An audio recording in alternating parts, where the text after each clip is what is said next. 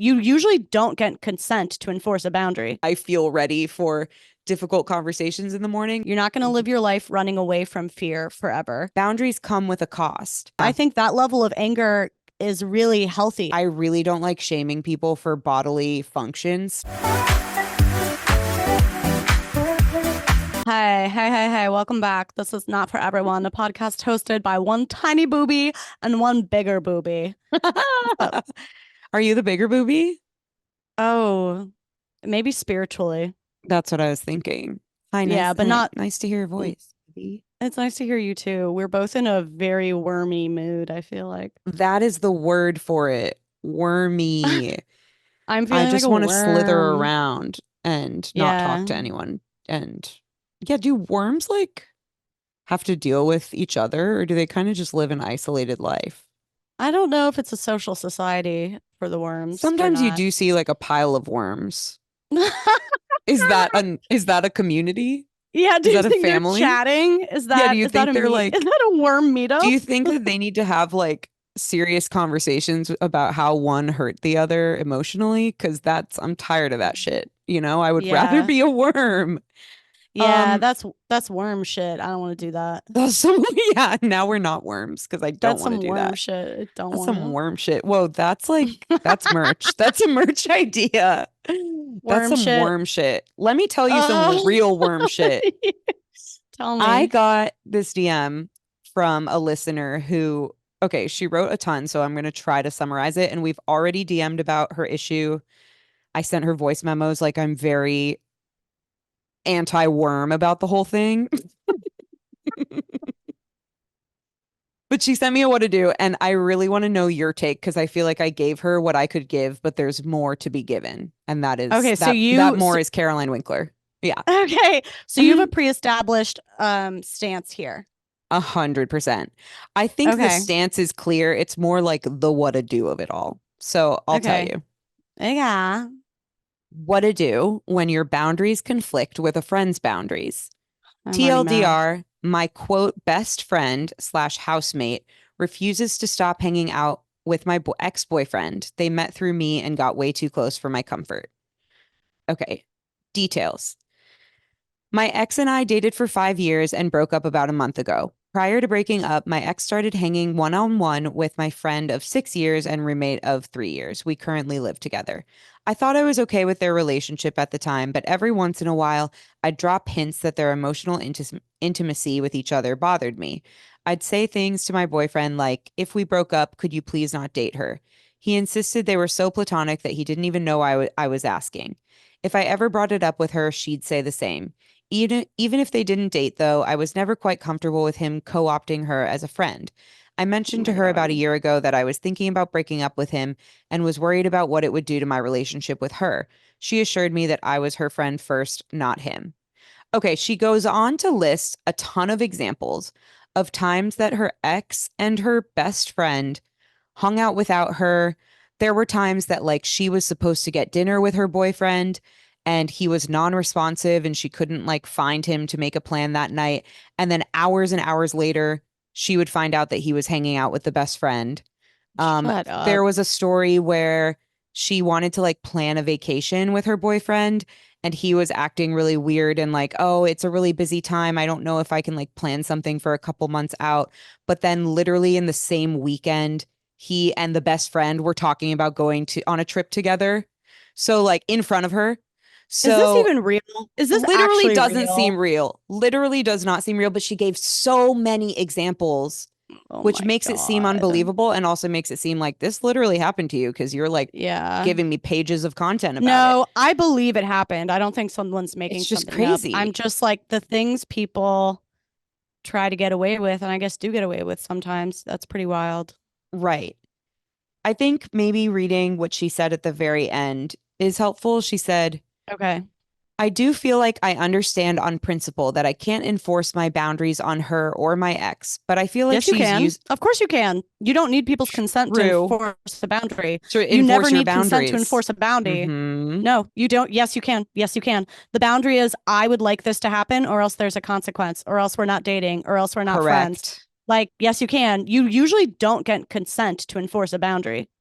Wow, that is verbatim what I said to her in my voice memo. I was like, yes, you can. Listen, the hard thing about enforcing a boundary here is that you got to stick to your boundary.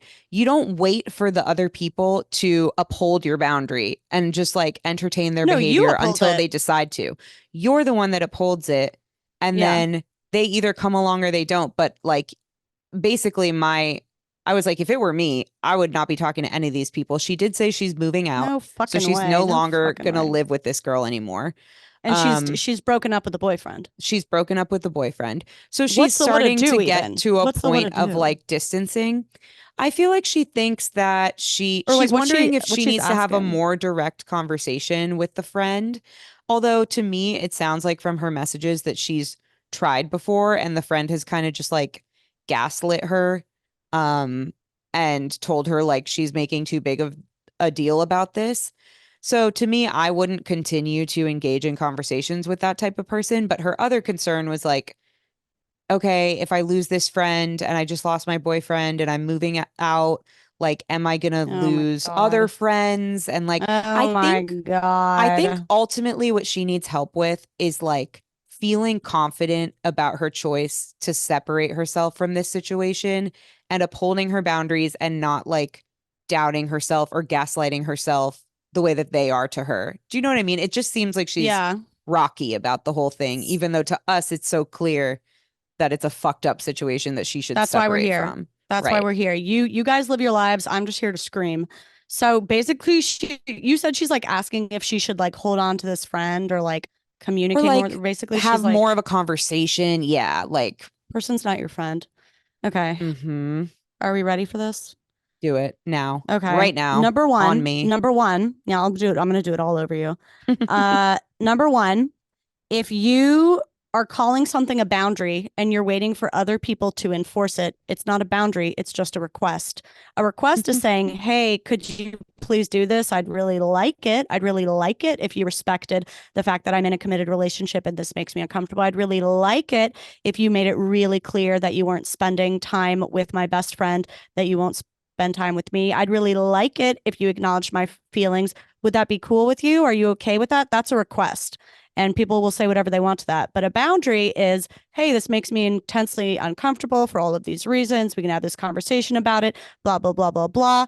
Oh, that's not understood. That's not appreciated. Okay, well, I don't need to date somebody who A, doesn't care about my feelings, B, doesn't want to like learn more about them, take action to adjust, find a compromise, find a middle ground. Like this didn't have to be so black and white. And I think what the listener is asking of the friend and boyfriend, it sounds like it was a conversation. It didn't sound like it was, you can never have a friend outside of me. You can never hang out with la la la. It sounded like it was pretty reasonable and they just didn't even entertain, just a flat out denial. Well, that's not what it is. And so your feelings are not valid. That's not what it is. So what you want doesn't matter. It's not what it is. Like that is the most sus fucking response I could ever imagine to that. Yeah. I absolutely cannot imagine my best friend. Like I have to put myself, I think, in the best friend, quote, best friend's position. Like, okay, so I'm the best friend. My best friend has this boyfriend. I really connect with the boyfriend, but I know it's completely platonic, completely innocent. And this girl is my best friend. Best friend comes to me and says, I feel a little weird about this sometimes. Or like, like best case scenario, I feel a little insecure. Even just like it makes me a little insecure. Maybe it's fine for some couples to do, but it makes me a little insecure. Like I'd like to find something. Never in a fucking million years could I imagine just being like, oh, well, you're wrong about that. So gonna keep doing it. Right. What the that literal is the craziest part of the whole thing. What the literal ass is that? It's not your friend and your boyfriend's not your friend either. Like that is not someone who's on your team. Yep. Yeah. I could not agree more. And I think oh my God, that was the part that I really honed in on when I responded to her. I was like, this friend has already told you her opinion of this. Like she's already shown you how much or really how little she cares about your feelings by just completely shoving this under the rug and saying this isn't really a big deal and you'll get over it and la la la. Like that is enough response as far as I'm concerned. continuing to try to talk to somebody and get a different answer out of them when that is the level of care or really lack of care that they've shown you is like, it's almost like that. What's that saying? Like doing the same thing multiple times and expecting different results is like the definition of a crazy person. Yeah, exactly. Like that ultimately is enough data for you to start to be like, okay, I've tried. The response has been incredibly dismissive and not caring for my feelings whatsoever. And I've done it a couple times and it's not amounted to anything. I have my answer. And that is where the boundary comes in. It's like you have your answer and now you have to protect yourself. You have to stay away from a situation that's not good for you. They're not going to protect you from it. They've shown you, they've said, oh, tough luck, tough cookies. I don't have to do anything for you to fix this. So you have to fix it for yourself. You have to protect yourself at this point, which is a really hard thing to do when it comes down to like a change in your relationship and a change in your friendship and a change in where you live. Like it's a big change in your life. I'm not denying that that's such a difficult thing to have to deal with. But is it more difficult than dealing with the situation you were dealing with your boyfriend and your best friend hanging out in front of your face all the time and like being completely disrespectful to you? That to me, it's like the devil you know versus the devil you don't. The devil you know is pretty fucking bad. So why don't we try a new devil of like, okay, maybe you have to create your friend group from the ground up a little bit, and maybe you have to live somewhere else, and maybe you have to mourn a relationship because I'm sure there were good things going on. But like, let's try that instead of this hellhole that you've had to suffer through. A hellhole. I mean, it's absolutely insane. Not the listeners' fears and feelings, but no. The way that her quote friends are treating her, it's absolutely insane behavior. And I feel like this happens for most people in some area of their life where like something is pretty fucking unsatisfactory, but it is so hard to make change for good reasons that we all understand. Like it is so hard to quit a career that you're miserable in. Even if you're miserable in it, it's the one you know, it's the one you have, it's what you're comfortable in to some degree. It's so hard to leave a relationship long after you know it's died. It's really, really hard. It's so hard to lose your best friend. That's probably like the core piece of your social life. Even though you know theoretically you could make other friends out there, there is going to be, in quitting any of those things, career, relationship, social circle, there is going to be like a dead period, a down period, probably a very hard period before you can build something new. And it's just that fear alone of that hard time, that little gap of loneliness that keeps, I want to say, like most people from having the courage to do something good for their lives, do maybe like the most important thing they could do for their lives. And it's funny how you can get stuck in a bad job, bad relationship, horrible friendship, and know it's bad and still kind of feel like, but I'll never find anything better. And to me, I think there's like a little personal growth that has to happen there of actually getting on board. Like to me, in my experience with bad relationships, I had to get to the point where I was genuinely like, I would truly rather, like, let's say I never meet a new, better boyfriend. I would truly rather be single the rest of my life than be in this shit. I would truly rather just have like some acquaintances for a while than have a best friend who will betray me blatantly to my face and deny it and gaslight me. And like, what even is a friend there? Are they fun to get drinks with? Are they funny? Are they like cool to go out with? Like, what's the friendship there? I don't understand. But I think you have to get to this point where you're like, that's what like confidence in a boundary is knowing this absolutely doesn't work for me. And there is other things out there. Like, this is not as good as it gets. Or you can cling to it because you're so afraid of losing a relationship, so afraid of losing comfort, familiarity, routine, friendship.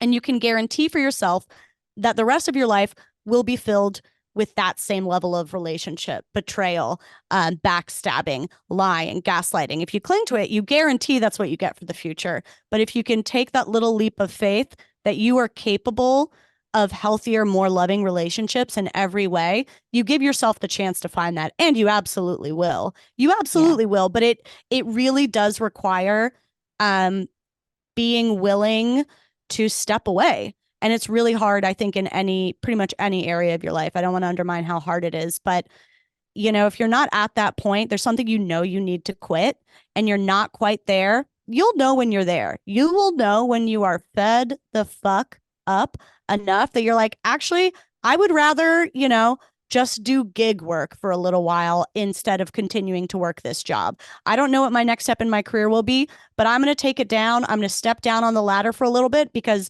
this thing I'm doing is completely unsurvivable for me. This relationship I'm doing is not acceptable. This friendship is not the best that friendship is ever going to be. In fact, it's pretty horrific. So if you can get to that level of fed up, then it doesn't end up being as hard to enforce those boundaries. I think it's hard to enforce. I think the mistake with boundaries is if you're doing it and you don't fully believe that you can have it another way. If you just try and enforce a boundary as an ultimatum or as a manipulation tactic or as I'm going to say this or demand this because I think it's going to make them do this, that's a lot harder to stand behind. But it's a lot easier to stand behind if you're like, well, I really don't know how they're going to respond, but this shit isn't doing it for me. No way. Yep. Yeah, perfectly said. I think boundaries are such a frustrating thing because I think I've said this before on the podcast. I have been working, as like many of us have been, on setting boundaries and sticking to them and having that confidence behind my decisions to set boundaries because I know what is best for myself above anybody else knowing what is best for myself.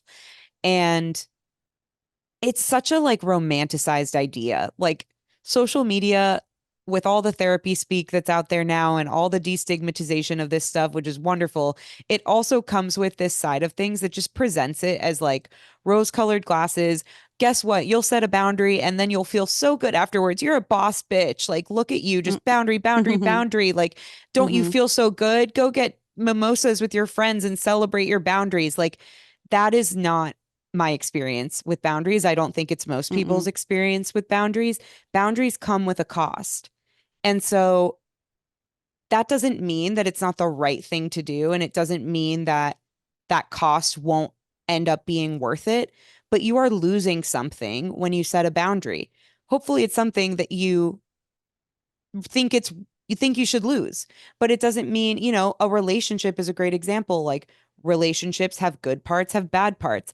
If the bad parts get so bad that you need to end that relationship or set some sort of boundary where you're going to interact with them less or whatever, it doesn't erase the fact that there were also good parts there. You will have to mourn those things, but you'll have to find them elsewhere. You'll have to like do something to address that void because there will be a void.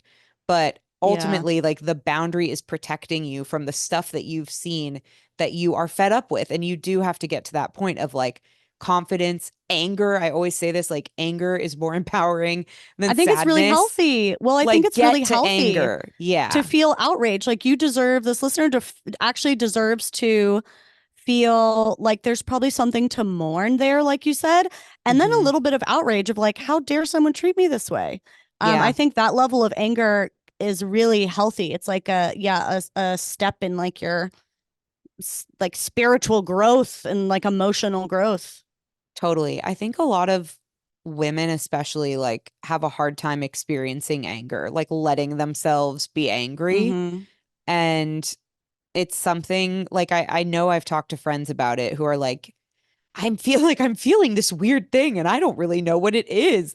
And then you ask them questions about it and it's like, I think you're pissed, dude. And they're like, really? Like, is that, I don't like that. That feels mean. That feels, not productive. Like, I actually would flip the script on that. I think it can be really healthy and really productive. You have to let yourself feel your feelings. Like, if anger is the feeling, then let it come. That doesn't mean you go burn down somebody's house, but like, you can feel it and then let that fuel you to make a decision that's going to be better for yourself. I just think there's like a weird relationship to anger. It's much more comfortable for a lot of people to feel, I don't know, sad. Or like, I was even talking to my sister the other day and she said her therapist is pushing her to stop saying that she's frustrated as much, because the word frustrated is kind of like a softer cop-out word funny. for what the feeling underneath it actually is. And in the same way, like, I think that we mask our anger a lot by saying, I'm frustrated. This is really annoying. Like, just trying to find like a more something more palatable. palatable. Yeah. Yes, girl. And that's not gonna, I don't think you're ultimately gonna feel satisfied by just keeping your emotions at bay like that with such a serious situation too. Like, I do think you have to tap into, what am I feeling underneath? Accept that about yourself and then let that power whatever you do next. Yeah, I think that like anger itself is kind of a symptom of the fact that you care about your own experience, and you're not going to just like place another person's experience or feelings above your own in every situation. It can be nice to do that sometimes, but any healthy person should also have those moments where your feelings do matter. And it actually doesn't mean, I kind of hate the phrasing of like the feelings are valid, because people also like to use that as a trump card. And I think I think sometimes people think like, well, my feelings are valid, so that means I'm right. But the thing is, like in this situation, I don't know what the boyfriend and best friend's feelings are, but like, if feelings are valid, then everyone's feelings are valid. And everyone feels the way they do for a reason, but that doesn't mean that you need to write yourself off or your own hurt or your own needs off just in the name of someone else's feelings.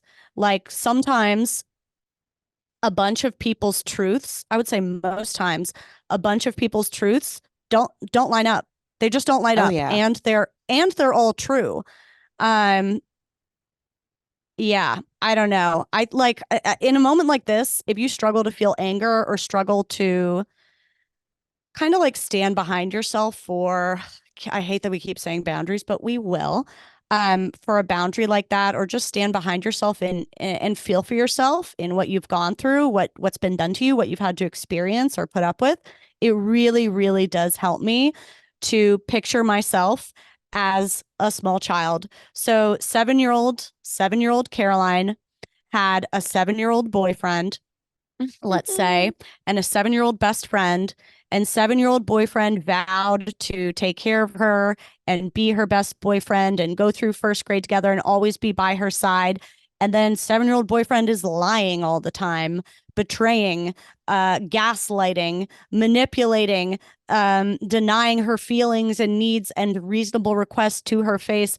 And then the best friend does the same thing. And 7-year-old Caroline is just in a corner, like watching these two tell her she's insane for the ways that they're abandoning her.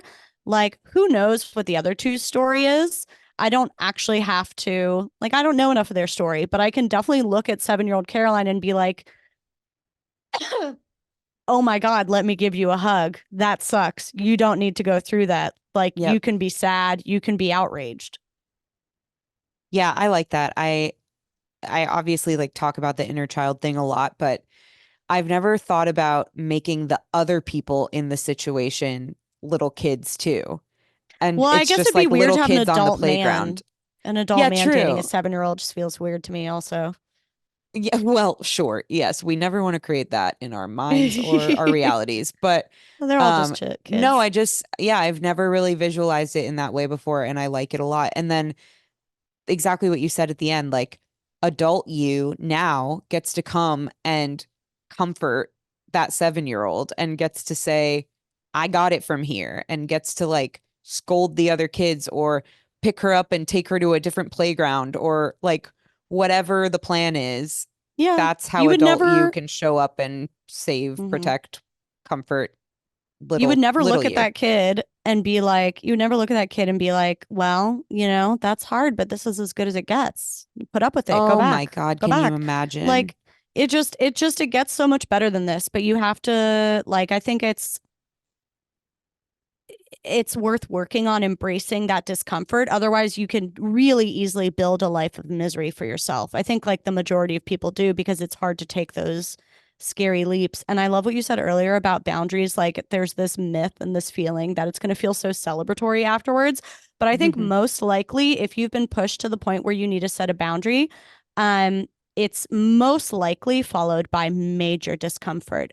And that's why you avoid doing it. And that's probably why you even need to label it a boundary in the first place, is because it's something you've had to like labor over and think over and like talk about with yourself or with others. Because let me think of a loose one. Like I also have a boundary that strangers in the supermarket aren't allowed to throw cans of soup at me. That is technically a boundary. I won't allow it. I won't stand for it. I'm not going to listen to their feelings of wanting to do that over my feelings of not wanting it to happen. It's like, I'm not allowing that to happen. The end.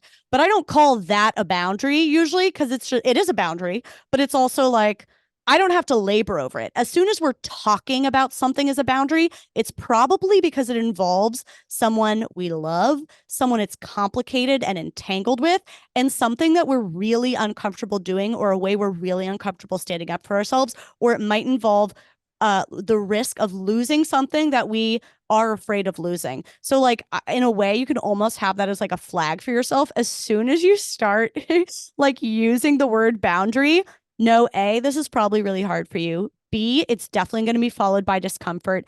And C, that discomfort does not has no relation to whether that was like the right or wrong thing to do. It probably actually means that you're doing something in the direction of growth. That last one really hit me, I think. Setting a boundary has nothing to do with whether you're doing the right thing or not. Is that kind of what you said? No, I just mean the discomfort. Like, I think it's easy. The discomfort that comes with it. Yeah. Because I think about people who are like really, you have that friend who's really uncommunicative and hates conflict. And if you ever ask for something, they're like, oh my God, this is so much drama. Like I'm writing out, I'm just not texting her anymore. Like, da, da, da, da. And you have those people who write people off really easily. And that is actually like comfortable for them. Yeah. I don't think that's a boundary. I think those are people who are not willing to like communicate. Avoidant. They're doing the easy thing. They're avoidant. They're dismissive. They can't handle hearing someone else's experience. They can't handle hearing feedback. So they're actually like doing the easier thing, which I think is the more cowardly thing in that situation, if you know what I mean, if I'm describing the situation right.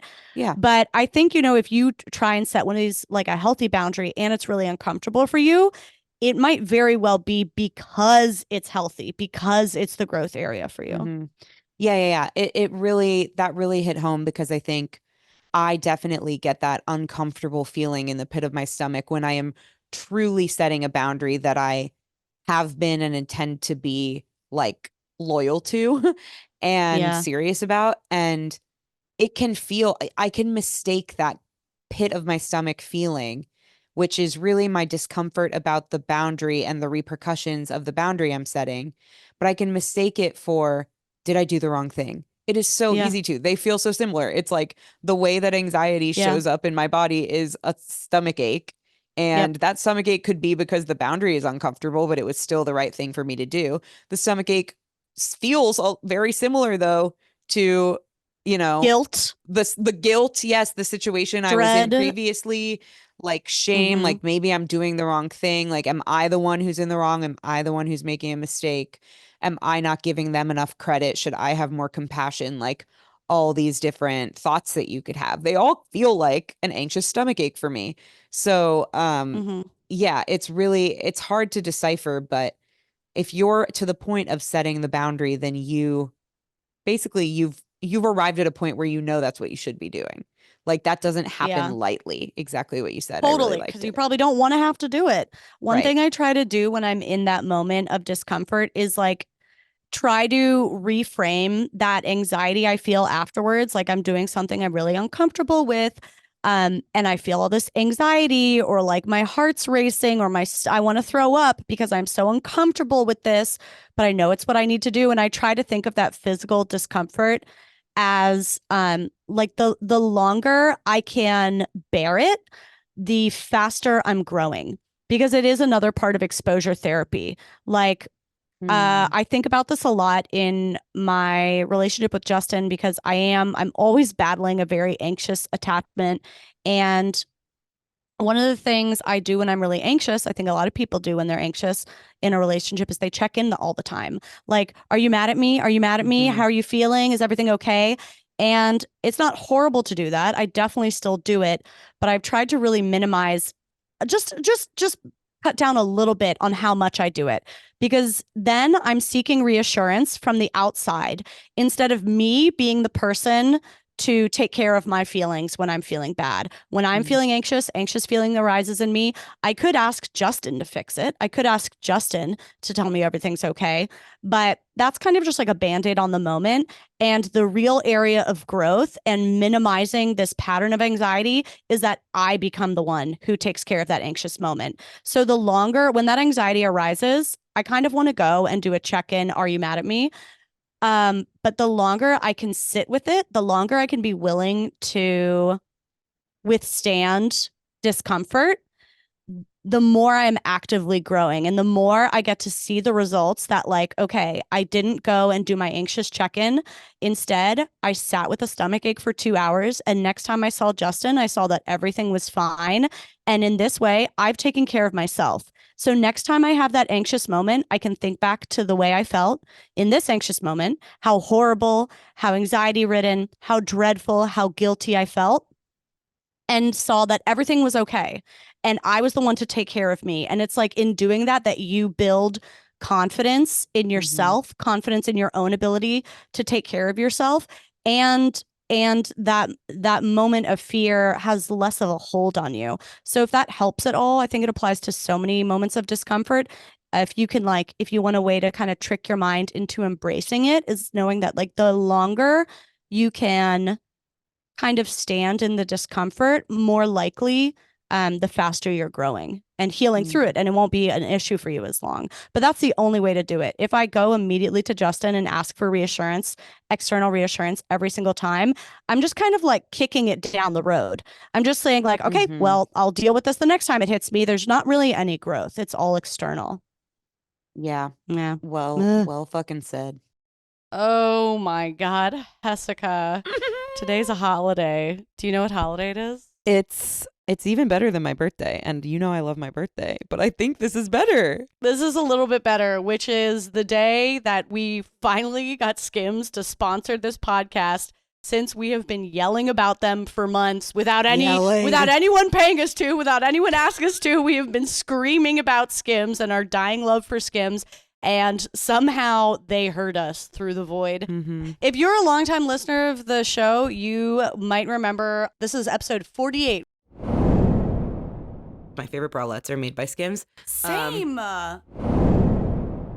It was not sponsored. Today it's sponsored, and we're going to keep screaming. Okay, I am obsessed with the Scoop bralette from Skims. I've been wearing it for 2 years. It's probably like 350 out of 365 days a year for the past 2 years. I've been wearing this bralette. I barely ever wear underwire bras anymore. I barely ever like buy other bras anymore. Whenever I feel like I want to give a gift to my tatas, I just buy another color of this bralette.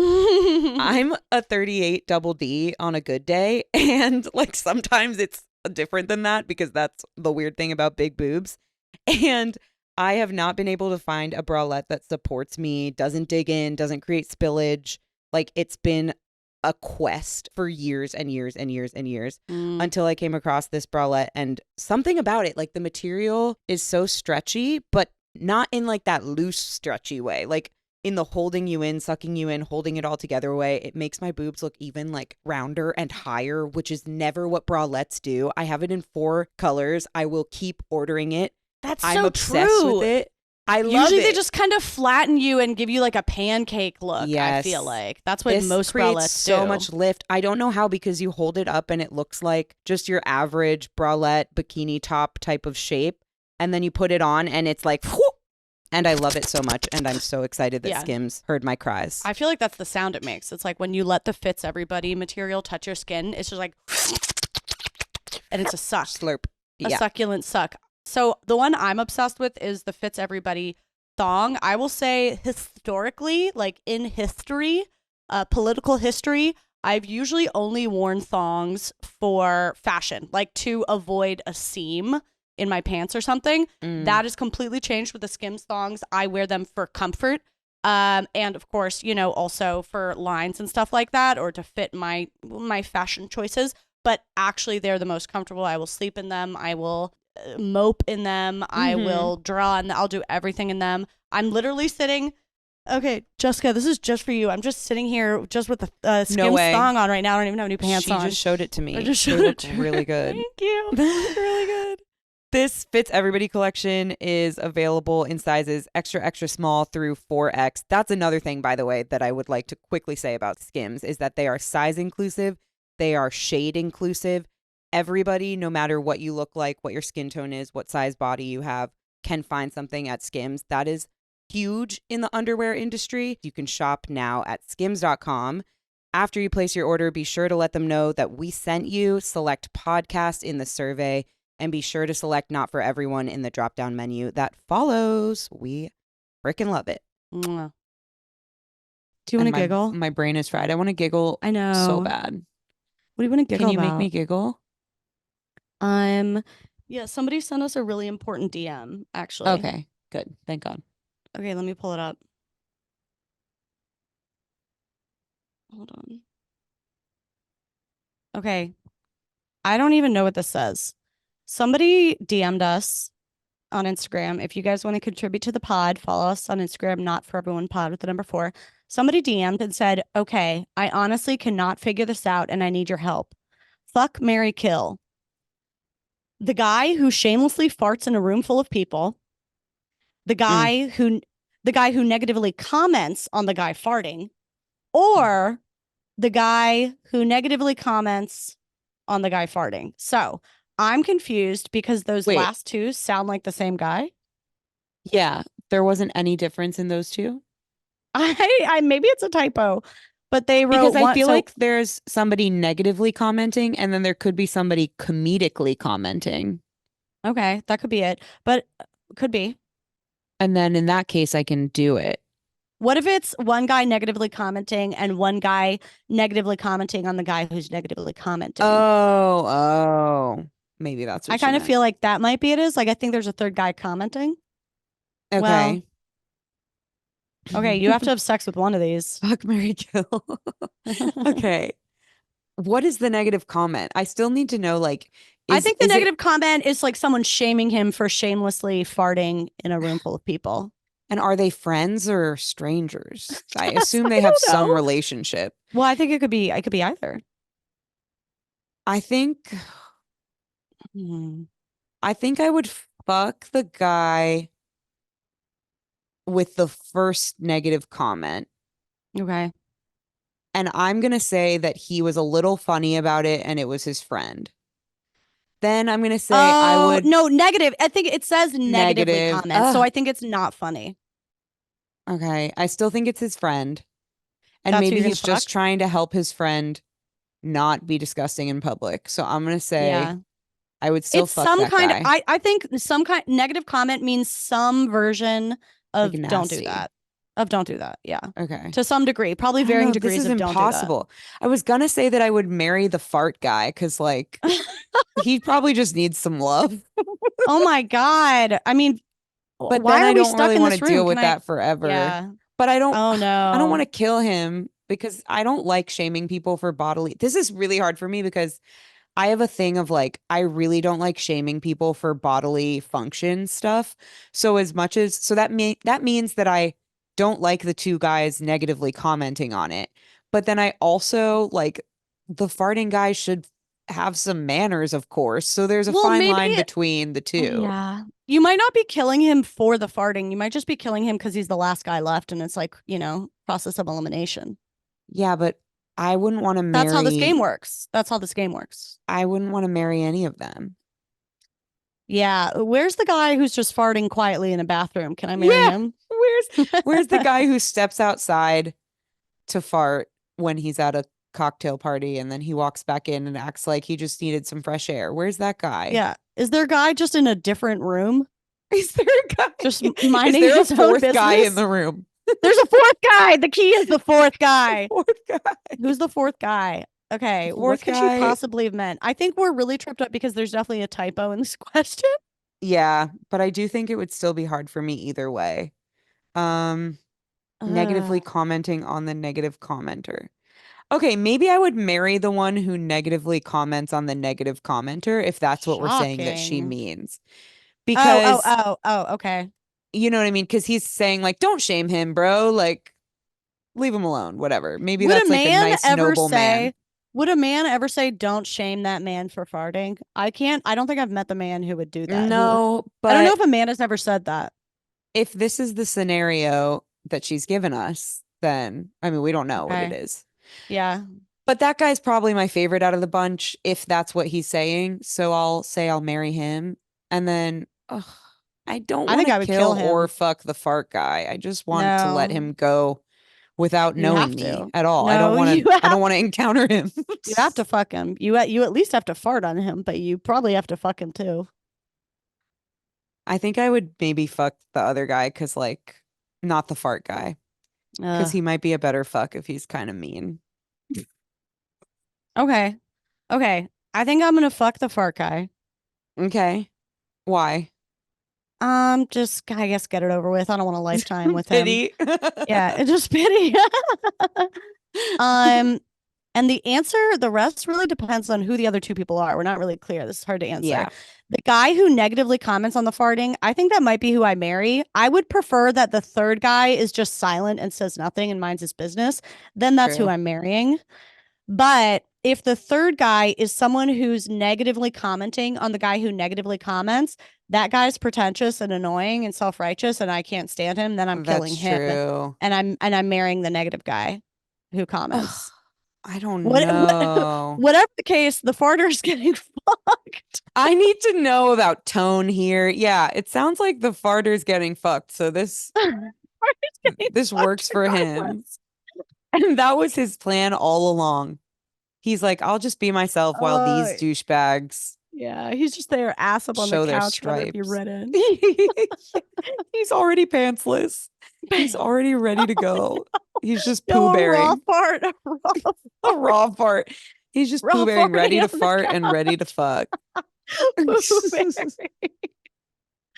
I love saying poo bearing. I love that phrase for being in a t-shirt, no pants. It's very evocative. I've heard someone else say Donald ducking, but poo bearing I think is funnier.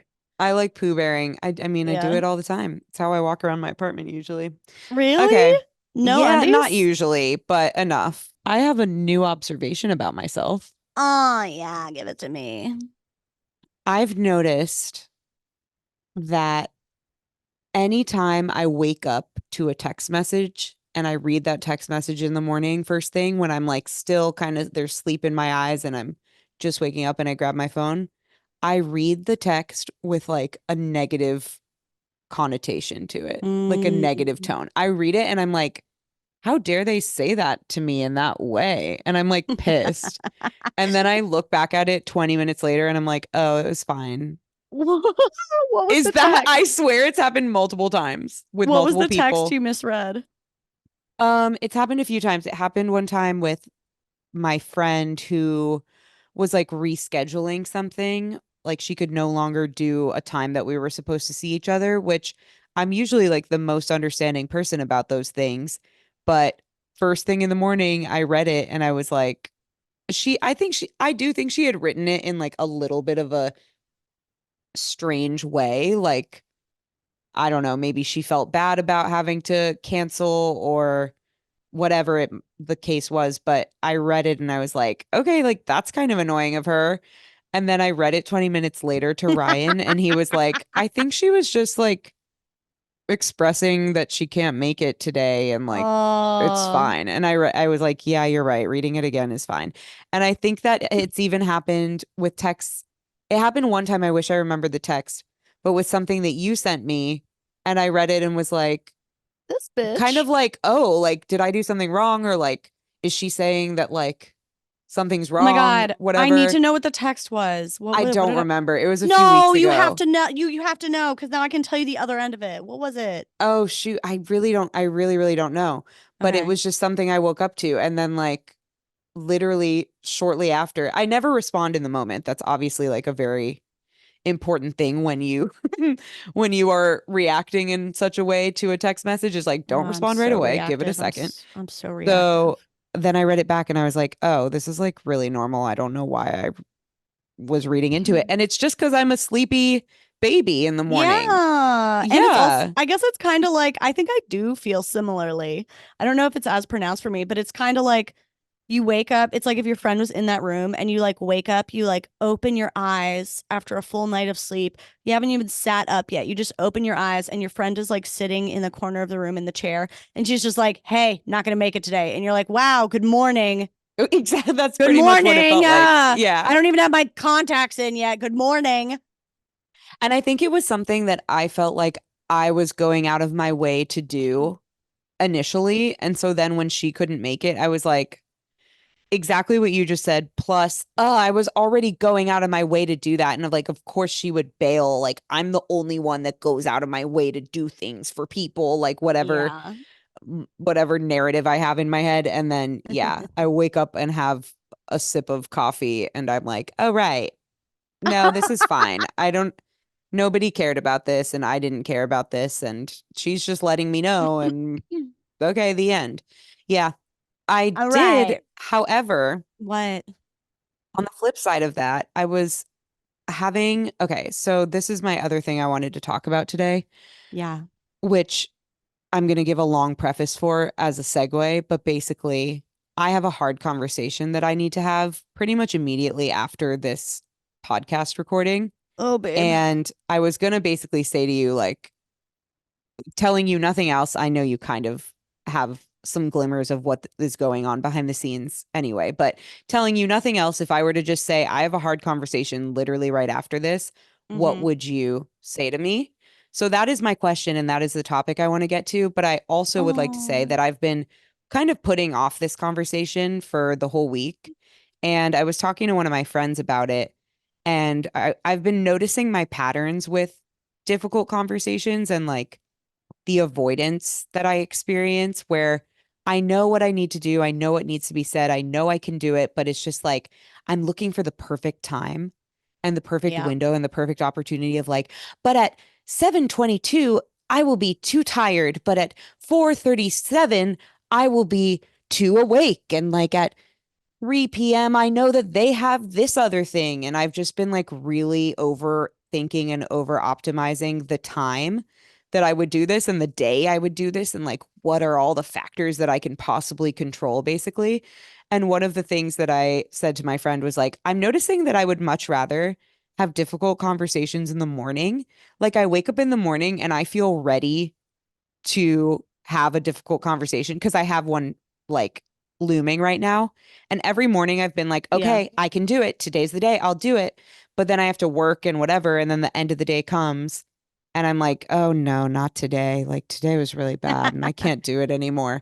I feel like you've been, by the end of the day, you've been like living in the emotional cloud of that heavy conversation all day long. And you're probably already exhausted. And you're like, I've already done this in my head. Oh, totally. Like the waiting game of it and just the anticipation. But the thing is, then I just do it all over again for a whole nother day. So I've just been doing that every day this week. Doing it in the morning. Yeah, it's a little bit, so that's like a little bit more on me being aggressive in the morning. I guess the positive side of that is that I feel ready for difficult conversations in the morning, but I also feel like mornings are a rare time to have those conversations, and there's not really a perfect time, and I've just been putting it off, but I'm definitely going to do it after this. So tell me something to make me feel calm going into that, basically. Baby. Okay. I don't know if I'm the person to do that, but I'm going to do my best. You are. You're the only person to do it. And I guess the reason I want to do that here, and if it's too vague and it doesn't, if we don't get to anything helpful, then we can stop. But because I don't really want to share about what it has to do with. But I do just think like we talk so much. We talked at the beginning of the episode about setting boundaries and like having hard conversations and standing firm in what's best for you and building up the confidence and all this stuff. And like, it is just still so hard when you have to have a confrontation. I am so non-confrontational. And whether it's something at work or with your friends or with your family or with your partner, or like whatever arena of life, somebody, like everybody at some time will have to have a difficult conversation. They'll probably have to have a bunch of them. And it never gets easier for me. Like, no matter how much I do therapy and work on my confidence and work on setting boundaries, like the confrontation of it all just triggers the hell out of me. And so I'm feeling so many jitters and such a like raised heart rate and such a pit in my stomach. And like, I know that that is a resonant, understood, like relatable feeling. And so I don't know if you have anything to offer, but I feel like if anyone would, it would be you. Oh my God. I fail at this probably nonstop, but I think it's easier standing on the outside looking in, you know? And first I wish I could just squeeze you so hard and just squeeze your boobs against my boobs and love you. The bigger boob and the littler boob. Yeah, I wish I could just be squeezing your boobs on me the whole time you do the talk. Just during the talk, just ignore Caroline. She just has to do this. That would probably help. I'm I not think it would gonna lie. help. I hold a lot of emotion there. It's it's a place where you could get.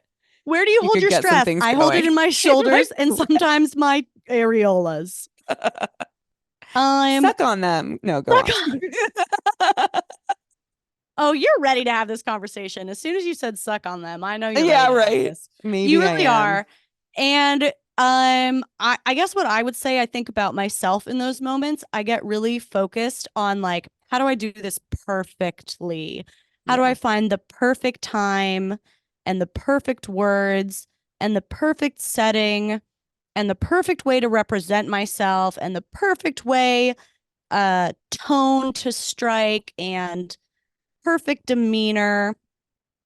And it's just not going to be perfect, and it also doesn't have to be. So I think like knowing that there's not some perfect setup, the best way I think you can go in is just like listening to your own authority. Not like the authority of like how one is supposed to do this, but the authority of how you feel in this moment and what you want, and that you're allowed to want those things, and you're allowed to be upset, and you're allowed to be stressed, and you're allowed to not have the perfect words and still try to ask for something or still try to be understood. Like, you have that authority and you have that right, whether you find the perfect combo or the perfect delivery or not. And I think something that helps me a lot when I have a big emotion I'm trying to repress, whether you're like doing public speaking or a presentation or a confrontation, it helps me really diffuse it to kind of name that thing up top. Like, it might be just saying up top, like, I want to talk to you about something that's really hard to talk about.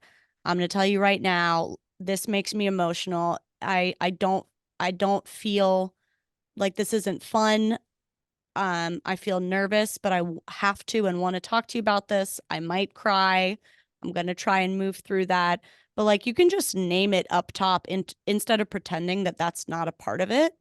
And I think there's actually something to, you know, I think there's a balance to strike between like, I don't want to go in being like a full bleeding heart. I want to still be able to like get my message and my words across as best I can. But there's also something to like letting part of what's true come through, whether that is you breaking down, whether that is the fact that this is really hard, whether that is the fact that like I'm dreading this conversation, but I care about this relationship. So I'm trying to say it for that reason. Like, my intention in talking to you about something that's really hard is because like, you know, XYZ, whatever your reason is, and showing up in like that human part of you I think it softens people. Like if it's the earnest feeling, this feels hard to me. I'm scared to talk about this. Um, I feel nervous to share this. I need to ask you for something that's hard to ask for. It's pretty rare that someone just gets pissed when they're met with that. Or like, they're going to have their own feelings if it's a difficult conversation. But I think being honest about your own feelings, which includes the fact that A, I want to say something, but B, it's also really uncomfortable and unpleasant. Like it's a human feeling and probably one that they can sympathize with. And it just like leaves room for everyone to like be a human in that moment, just softens it a little bit. So I would say like you don't have to have some like weird, perfect therapist style scripted by the book delivery. You can just go in as Jessica, and that's the right thing to do. Dispel some of the tension by naming the elephant in the room. This is hard for me. I'm scared, but I want to have this conversation. I might cry. Um, and then just say a little bit at a time. I also often will write down notes when it's like something a little more lengthy and I know that I can get lost in the emotion. I will even say I wrote down some notes because there are things I want you to understand, but sometimes it's hard for me to talk about. So I might literally look at my notes, and I think coming with that kind of vulnerability of like, I'm doing something really hard and I'm going to have a hard time doing it. It's pretty rare that someone's just going to like trample all over you in that moment. You know what I mean? Yeah. That was exactly what I needed. I closed my eyes for part of it and just like drank it in. Yeah, I think I've been putting a lot of pressure on myself to get it perfect, and that's the reason that I keep delaying and putting it off and avoiding because there's not gonna be perfect. There's just gonna be me. Like there's just gonna be how I show up. And I guess I want to try to get it like as close to how I envision it and as close to like the notes that I have and as close to like what I feel, because I think sometimes with certain people in your life, like you or I can soften my message when faced with the confrontation because it's just too difficult to like say the full thing, or I don't want to like upset them by saying the full thing, the full truth, my full truth. And I know that about myself. And so I want to show up and be able to like stand in it and say it and not soften it for anyone else's comfort. Um, and I hope that it's enough that I can just say that right now to you. Like I hope my awareness of that and having that as a goal is enough for me to be able to actually do it in real time in the conversation. But I don't know if it is. And I feel like I've just been like waiting for the day that I feel like, yes, today I can 100% do that because I want to get it right. So hard. There's no perfect. Yeah, it's really, I think what I'm trying to remind myself of is like, usually things are not as bad as I envision them to be beforehand. Like as bad as my anxiety anticipates. And like I've been through many hard things before.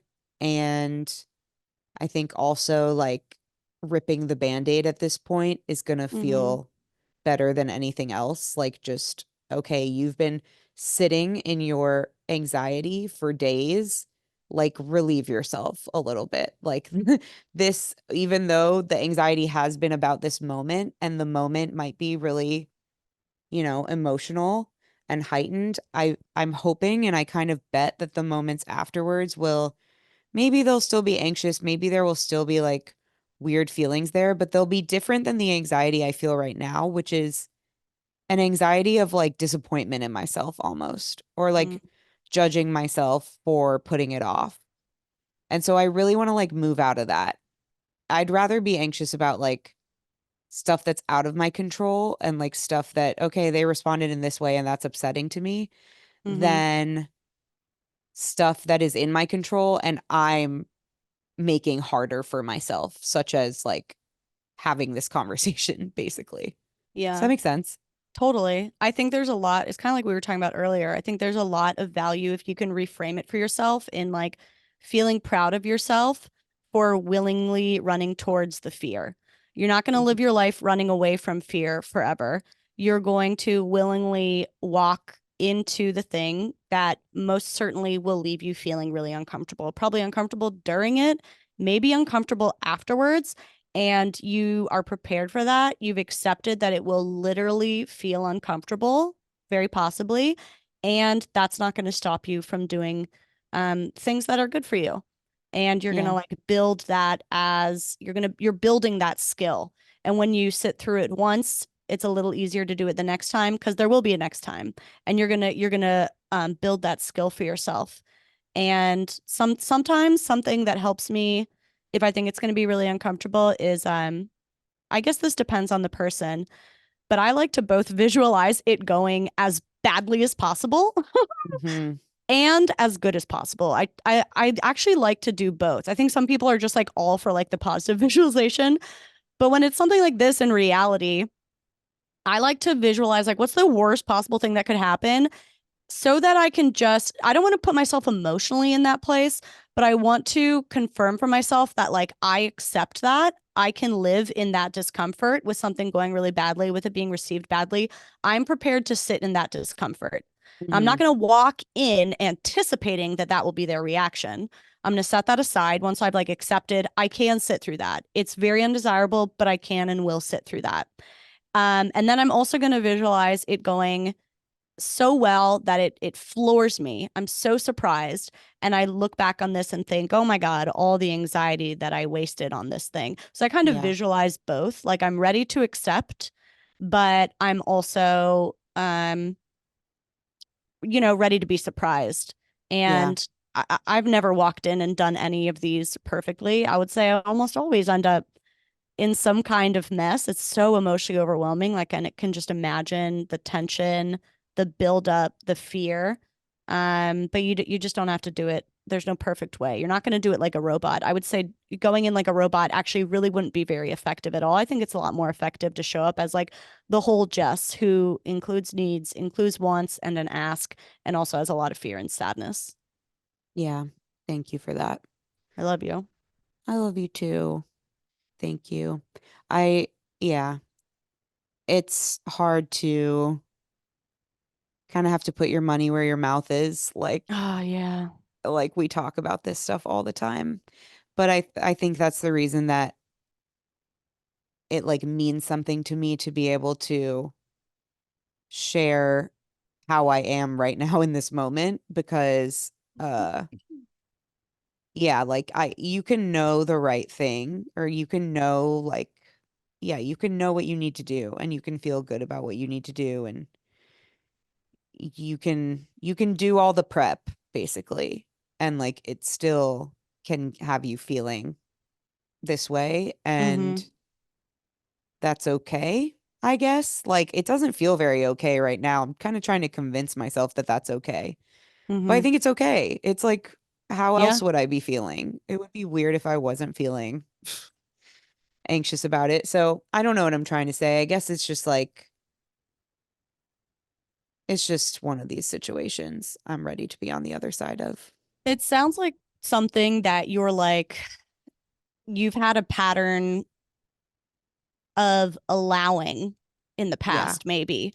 And I mean, I assume anytime something is so anxiety inducing, it's because it's not something you've stood up on before, Yeah. maybe to this level.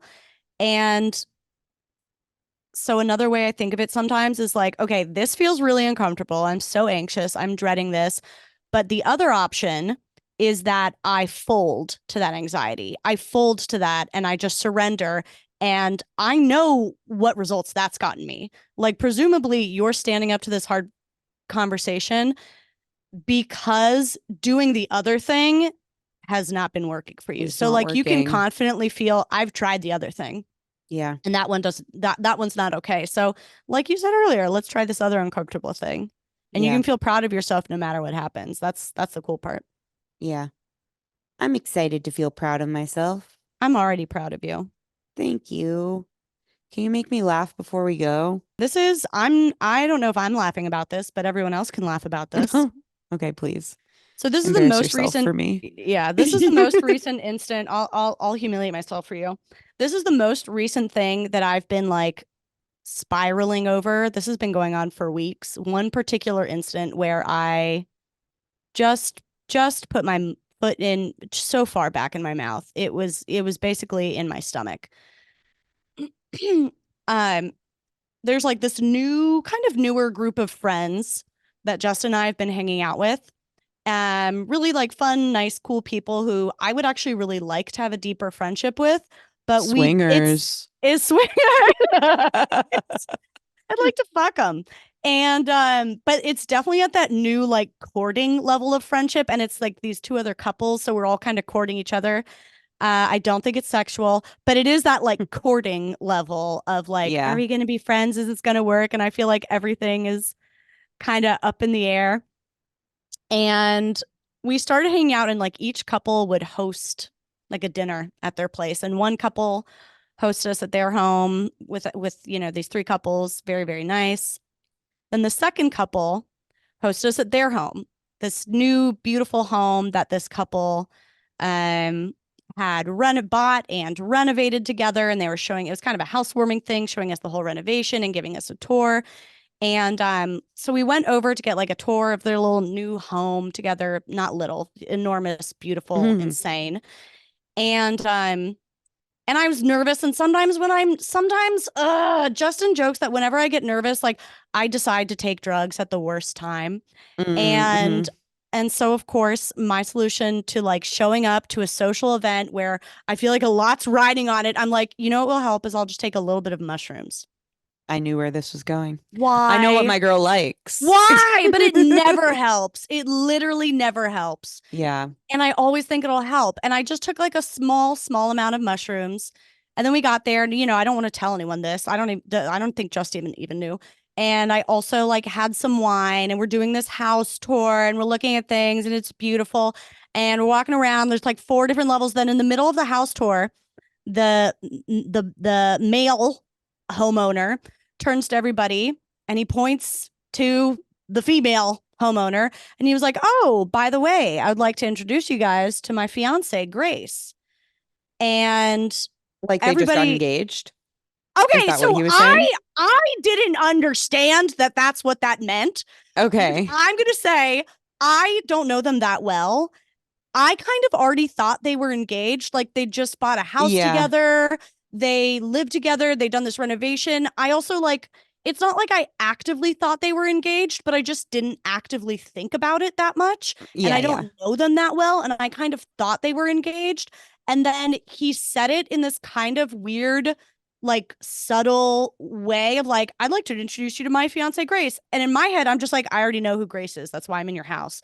And then everyone just immediately goes, "Oh," and I'm on shrooms, by the way, and a little drunk.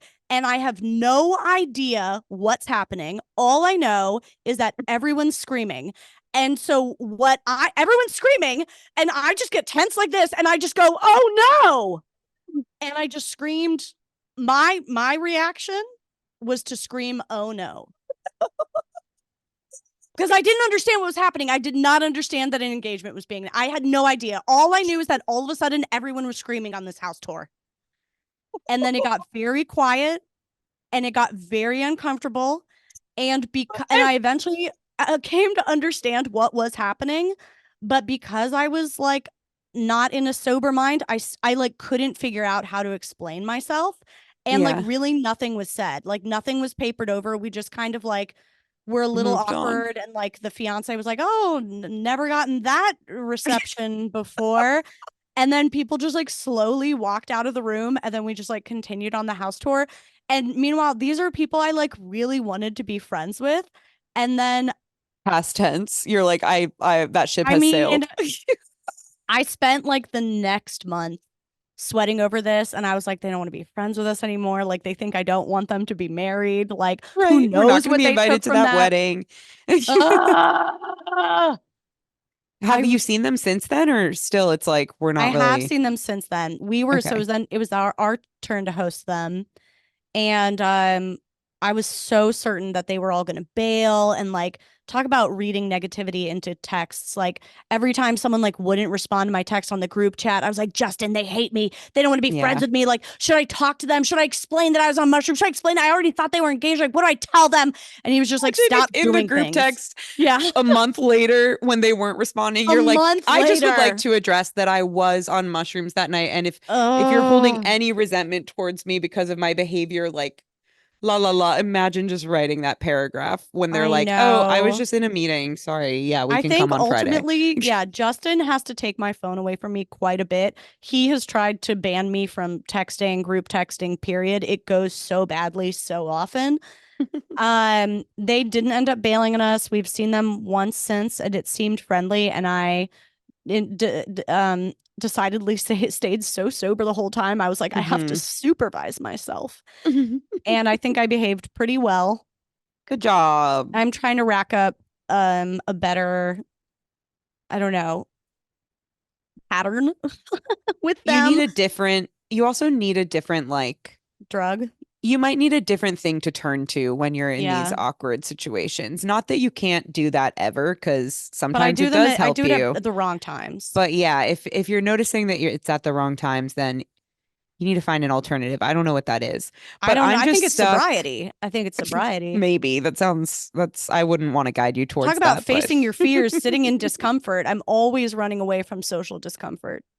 I just am stuck in an image. Like literally my mind is in a hallway in a house in the DC area. Oh, it was on a balcony. It was on like an enormous scenic balcony overlooking like this large, beautiful lawn and this fucking like mansion of a home. Yeah. With them announcing their beautiful, romantic engagement story. And I screamed, oh no, in their face. I don't even know them. And I can also picture Justin's face. Like, he was pretty uncomfortable. So I feel like he probably like kind of smiled, but kind of like, I feel like his face told volumes. Like whatever face he made was like, it said it all. Confusion, laughter, discomfort, upset. Like, is she okay? Like, concern. Luckily, I didn't see his face, which I think is for the best, because if there's one thing Justin hates most, it is like public social embarrassment. He does like everything. His whole like robot Roomba mode he goes into is to like avoid embarrassment. Yeah. And it is his greatest hate.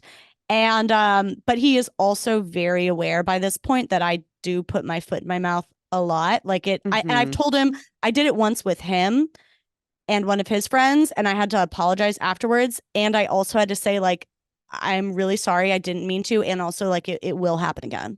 It will happen again. Like, it's a part of me. Right. And so he knows. I was actually really more stressed about it because I knew he also was enjoying this like new friend group. And I felt like not only did I have to suffer the consequences of my own mouth foot. Fine, I can handle that. But like now I've ruined this friendship for Justin too. And I was like really worried he would be mad at me, but he wasn't. He just felt sad for this life that I have to live. Honestly, more than anything, it's just like, oh, poor girl. But I totally get what you mean about like when you feel like you're the one that ruined it on behalf of you and your partner or you and your best friend or something like that. And you're like, fuck, like, of course I ruined it. And then you get this whole narrative in your head of like, I always ruin it. And I can really go down that spiral. So I understand. I look forward to the day that you can tell them what happened. Do you think that they're like, if you want to be friends with them, then I assume they're cool enough people to like find that funny? Or do you think they would have a problem with drugs, or like maybe they'll just listen to the podcast? No, they wouldn't have a problem with drugs. No, I guess I could tell them. I don't know how to, because now it's so far in the past that I don't. It's like I need someone else to bring it up. Yeah, well, I think not necessarily the next time, but in the next few times that you see them, you need to have some drinks. Like you actually need to be able to relax around them, basically. You don't need to have too much, but you just need to be able to relax a little bit more around them and have a drink or two.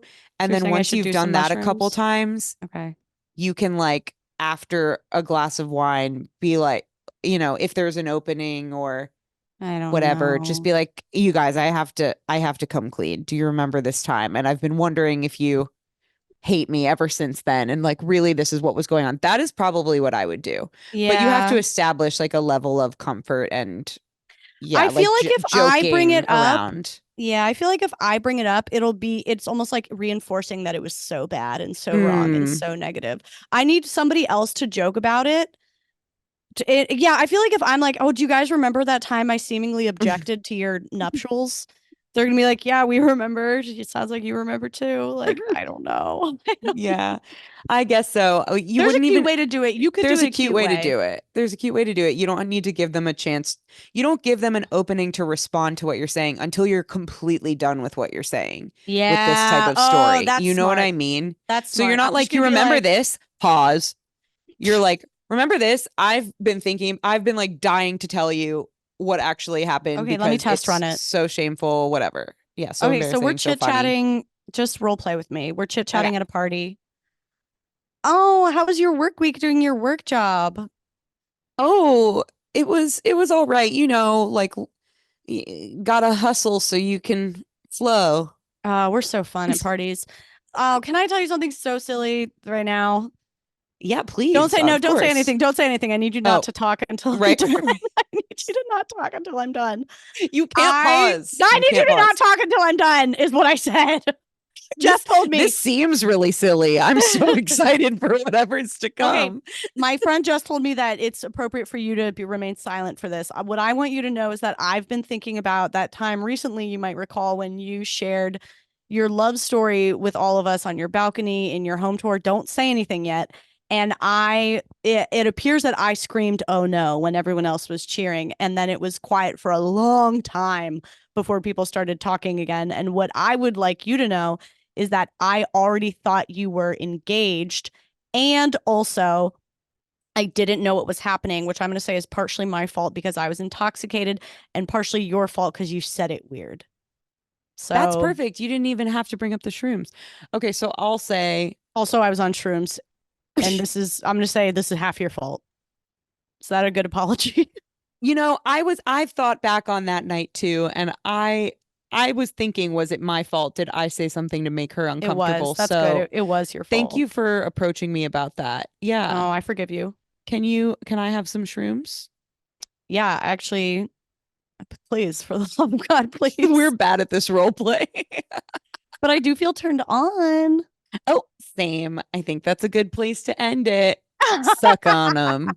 This has been Not For Everyone. We're so happy that you were here. I'm Jess. That's Caroline. We'll see you next time. You can leave us a review. Oh my God. Guess what? Leave us a review. I have a couple things to say about this because you can, as always, leave us a review on Apple Podcasts, but you can also start leaving comments on Spotify. And listen, I'm not going to go and have a whole dialogue with you on Spotify. That's what our Instagram DMs are for. But it's a great place to just tell us how much you liked the episode, show other people how much you liked an episode. It's the next best thing to having like a review option on Spotify, and it would really help us and mean a lot to us. So no matter where you listen between those two platforms, there's somewhere for you to tell us what you liked, and we appreciate every time you do that. Compliments I think only. That's all. Compliments only. We're watching Compliments only. Okay. Thank you and bye. Kisses.